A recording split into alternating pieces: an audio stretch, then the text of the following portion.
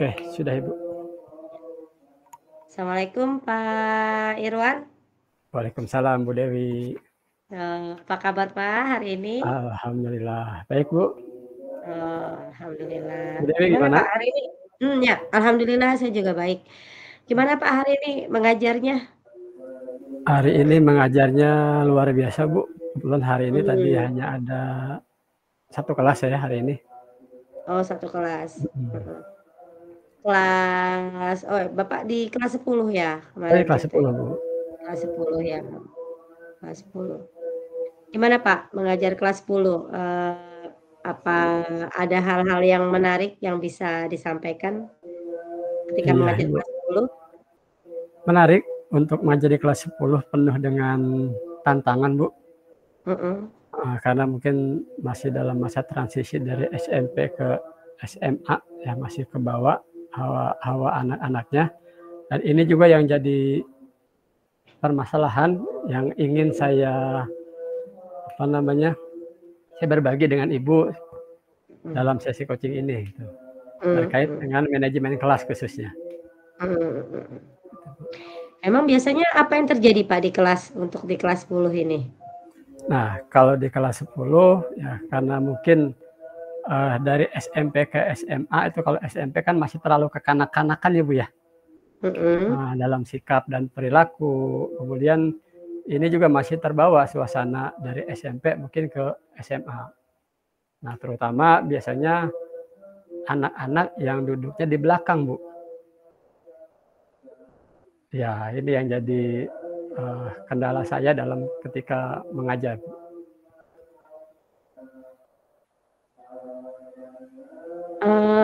Pada saat anak-anak duduk di belakang itu biasanya memang mereka melakukan apa Pak? Sehingga memang butuh perhatian khusus dari Pak Irwan? Nah, ya, baik. Jadi terkadang dalam 15 sampai 30 menit awal itu kondisinya biasanya masih sesuai dengan harapan. Nah, ketika menjelang 30 menit ke atas, kadang kan konsentrasi anak juga mulai terganggu ya Bu ya. Mulai pecah atau mungkin ada rasa bosen. Terkadang ada beberapa anak yang mohon maaf kadang menjahili temennya, ngajak ngobrol dan sebagainya, itu yang terkadang mengganggu menjadi pembelajaran yang kurang kondusif itu Bu. Khususnya anak-anak yang duduk di bagian belakang. Kalau terjadi situasi yang demikian, biasanya Pak Irwan melakukan apa untuk menenangkan anak-anak kembali? Ya, nah kadang dalam situasi belajar saya berupaya untuk mengembalikan fokus anak-anak ya, misalkan dengan menggunakan cara ice breaking atau tepok atau mengembalikan konsentrasinya. Atau kadang juga saya menyebut namanya Bu. Mohon maaf, si A, maksudnya, mohon untuk kembali bisa fokus gitu. Kadang-kadang saya sebut namanya gitu Bu. Biasanya anak ketika disebut namanya akan merasa senang ya Pak ya, dihargai ya, karena dikenal sama gurunya nih Pak. Itu ada efeknya nggak Pak? Ada efeknya Bu. Jadi ketika kita panggil, satu sisi dia senang, ngerasa namanya dipanggil atau disebut, atau dia dikenal, atau merasa dia itu diperhatikan oleh guru gitu. Karena kan ketika anak-anak ini belajar atau bercanda di belakang atau ngobrol di belakang, mungkin mereka pikir guru ini tidak memperhatikan gitu. Nah, ternyata ketika kita sebut namanya misalkan, atau bahkan kita samperin, nah itu ada feedback dari anak, oh mungkin saya diperhatikan gitu.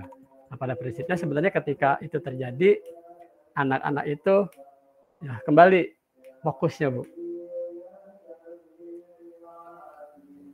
Tadi Pak Irwan cerita tentang memberikan ice breaking ya, Ya, untuk mengembalikan fokus. ya. Ice breaking seperti apa yang Pak Irwan berikan ke anak-anak? Nah, kadang-kadang ketika suasana kelas sudah ada beberapa anak yang kurang fokus atau konsentrasi, simple saya cuma berikan atau kata-kata konsentrasi. Nah, anak-anak otomatis, Bu. Ya, sampai tepuk tangan, konsentrasi dimulai. Nah, itu kembali lagi. Nah, itu salah satu strategi saya untuk mengembalikan konsentrasi anak secara seluruhnya, Bu, dalam situasi 36 siswa. Gitu. Menurut yang Pak Irwan amati, apa sih yang membuat anak-anak itu menjadi tidak konsentrasi ya, selain posisi duduknya yang di belakang? Ya, kalau menurut saya kadang saya juga kan ketika belajar itu tidak melulu saya yang menyampaikan materi gitu ya, Bu ya. Nah, saya lebih banyak ketika belajar itu dengan cara diskusi. Nah, ketika diskusi dalam artian presentasi misalkan, ada satu kelompok yang sedang presentasi. Ya. Dalam satu kelompok misalkan ada 6 orang.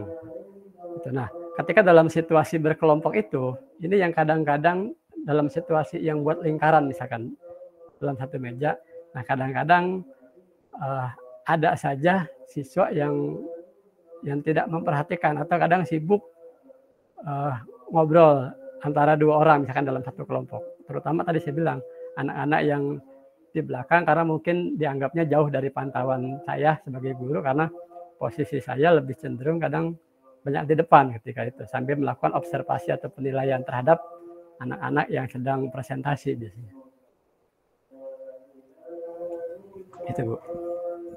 Pada saat diskusi atau presentasi ini yang membuat kelompok siapa, Pak? Pak Irwan atau Pak Irwan dibantu oleh ketua kelas misalnya gitu? Kalau untuk membuat kelompok, saya ada beberapa cara sebenarnya, Bu. Yang pertama, mempersilahkan ketua kelompok siapa yang bersedia menjadi ketua kelompok. Nah, itu satu biasanya. Nanti selebihnya ketua kelompok yang memilih sendiri anggotanya. Kemudian ada juga cara kedua, saya juga pernah melakukan ini dengan menggunakan spin, Bu. Jadi acak gitu. Nah, sebenarnya yang dengan spin ini sebenarnya lebih efektif karena kalau misalkan anak dikelompokkan berdasarkan ketua kelompok kemudian memilih, dia lebih memilih orang yang frekuensi, kadang-kadang tingkat ngobrolnya juga lebih banyak gitu, Bu. Ya, waktu Pak Irwan memilih kelompoknya menggunakan spin ya, artinya kan Pak Irwan memanfaatkan media atau sesuatu yang kekinian gitu ya Pak ya. Betul. Itu anak-anak ininya gimana Pak, sikapnya Pak pada saat itu? Nah, ketika saya menggunakan itu pada prinsipnya anak-anak ya pasrah karena memang disepakati awal, ya disepakati bahwa ini bukan Bapak yang milih ya, ini berdasarkan sistem misalkan gitu. Pada prinsipnya anak-anak pasrah, cuma ada saja, Bu. Ya, ada saja setelah dibagikan kelompok yang masih request. Bu, saya bisa Pak, saya bisa nggak pindah kelompok gitu. Saya bisa nggak sama si A gitu. Nah, karena memang sesuai kesepakatan ya kita gunakan spin, maka mau tidak mau harus diterima oleh kelompok.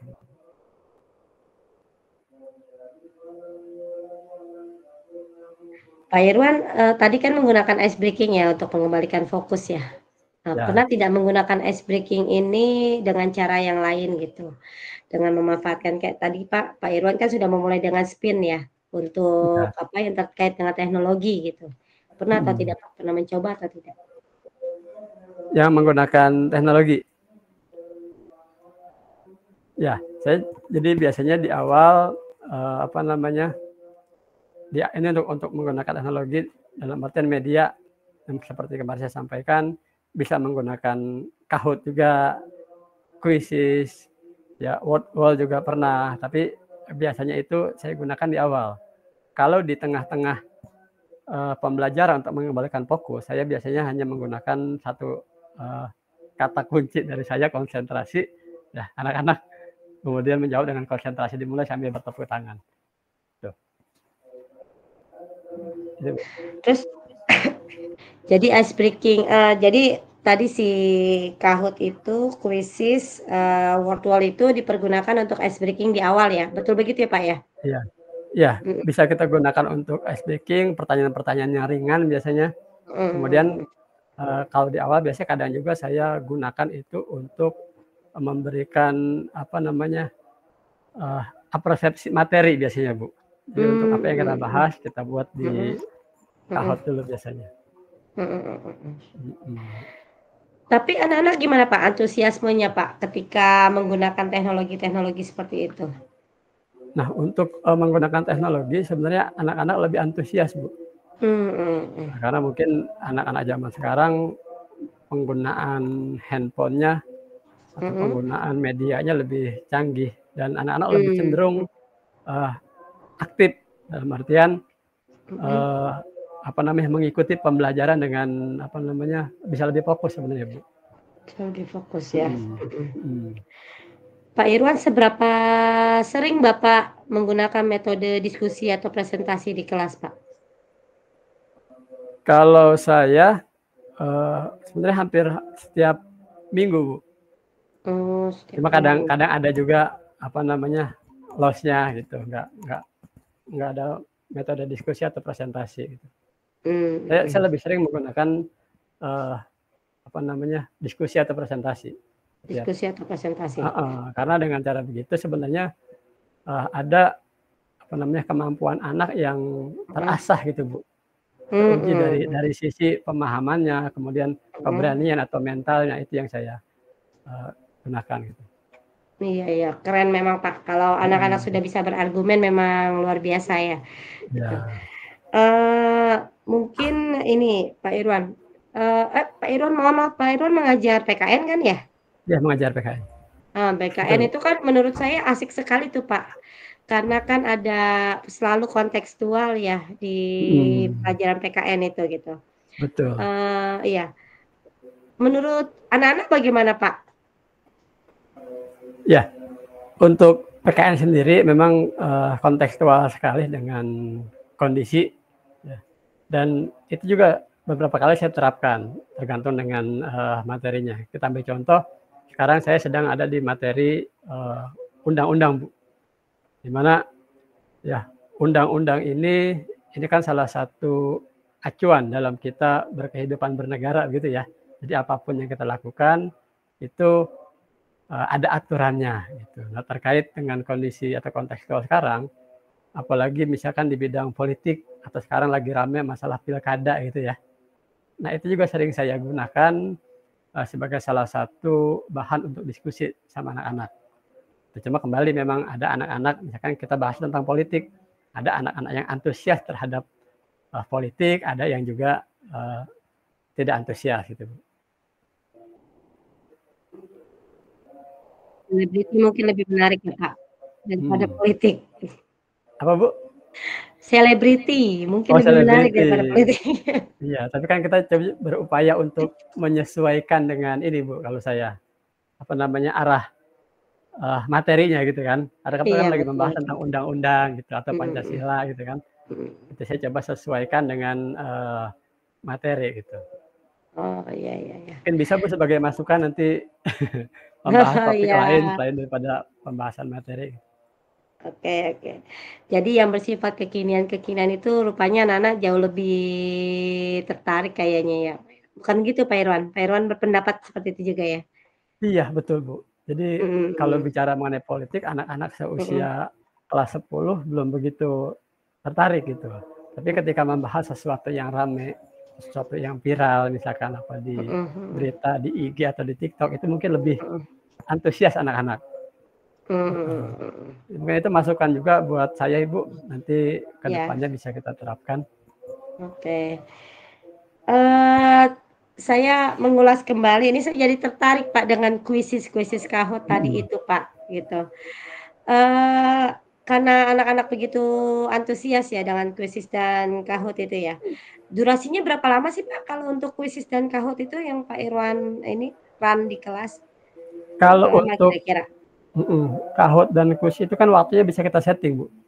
Mhm mhm. Heeh, jadi ada pertanyaan yang ringan biasanya bisa 10 detik, atau yang agak Oh, sulit biasanya bisa iya 15 iya iya detik. iya. Dan saya nggak banyak sih dalam memberikan, apa namanya, Kahoot itu paling ada 10 soal, kan hanya sebatas apa namanya untuk apresiasi aja anak-anak di awal. Gitu. Biasanya hanya 5 menit lah paling lama. 5 menit paling lama ya. Pak Irwan pernah ini saya agak media-media ini saya juga sering ini ya, sering ingin mempelajari mengenai media-media belajar yang membuat anak lebih tertarik gitu ya.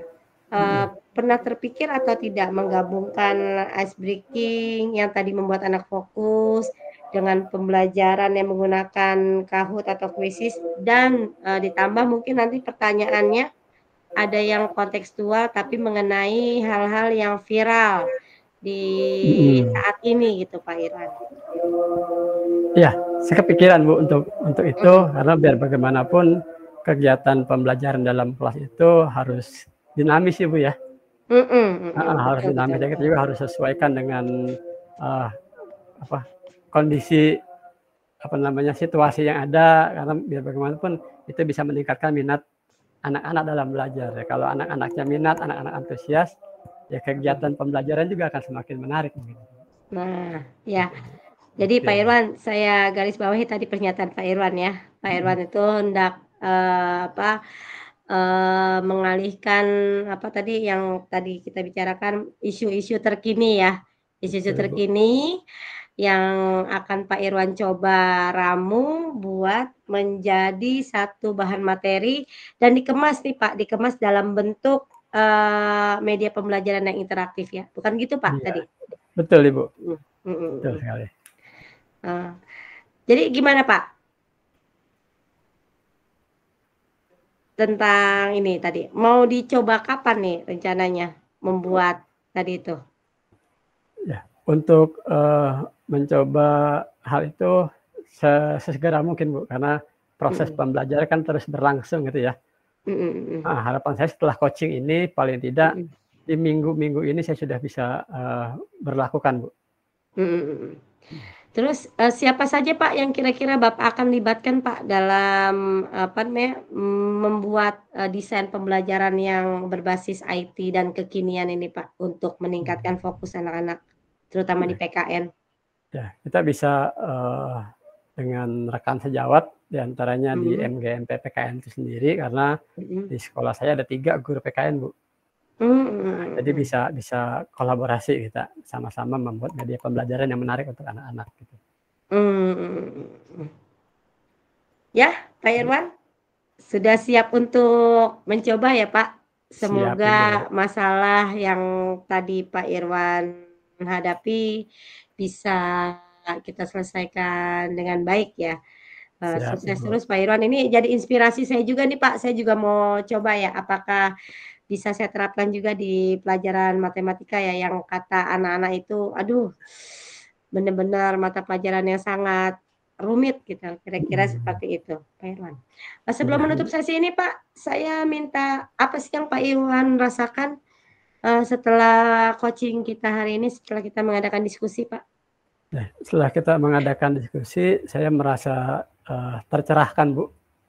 Ya, merasa tercerahkan dengan apa namanya tadi saya menyampaikan di awal bahwa